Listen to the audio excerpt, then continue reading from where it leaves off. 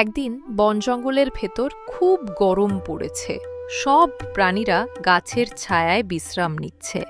ঠিক তখনই এক বাঘ নদীর ধারে পানি খেতে গেল। বাঘটা ছিল খুব রাগী, কিন্তু আজকে তার মুখে ক্লান্তি। বাঘ পানি খেতে খেতে দেখল এক শিয়াল ধীরে ধীরে তার দিকে আসছে। শিয়ালটা চতুর, কিন্তু খুব ক্ষুধার্ত। বাঘ গর্জন করে বলল, এই শিয়াল, অনেকদিন পর দেখা, কোথায় ছিলি এতদিন? শিয়াল ভয়ে ভয়ে বলল, বাঘ ভাই, আমি তো আপনার খবর নিতে এসেছি। শুনলুম আপনি নাকি এখন জঙ্গলের রাজা হয়ে গেছেন। বাঘ গলা সোজা করে বলল, হ্যাঁ, আমি তো রাজা, সবাই আমাকে মানে। শিয়াল মিষ্টি হেসে বলল, অবশ্যই মানবে, তবে আমি একটা কথা শুনেছি, নতুন এক রাজা এসেছে পাহাড়ের ওপারে। সবাই নাকি ওকেই আসল রাজা বলছে। বাঘ অবাক, কি বললি? কে সে সাহসী যে আমার রাজত্বে এসে রাজা সাজছে?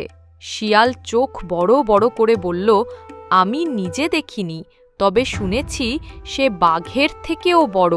দাঁতগুলো চকচকে, গর্জন করলে গাছ কাঁপে। বাঘের বুকের ভিতর আগুন জ্বলে উঠল। চল, আমাকে নিয়ে যা তার কাছে, আজ দেখে নিব কে বেশি রাজা। শিয়াল মনে মনে হাসল, বাঘ ভাই, এবার আপনার মজা দেখাই।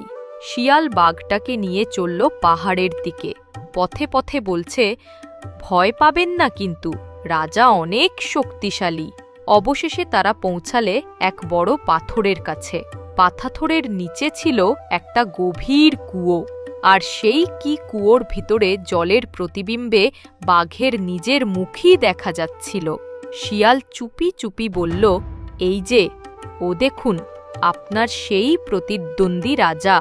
বাঘ কুয়োর পানিতে তাকিয়ে দেখল, সত্যি আর একটা বাঘ তাকিয়ে আছে ওর দিকে। সে রাগে গর্জন করল, গর্র। কুয়োর ভেতরের বাঘও গর্জন করল।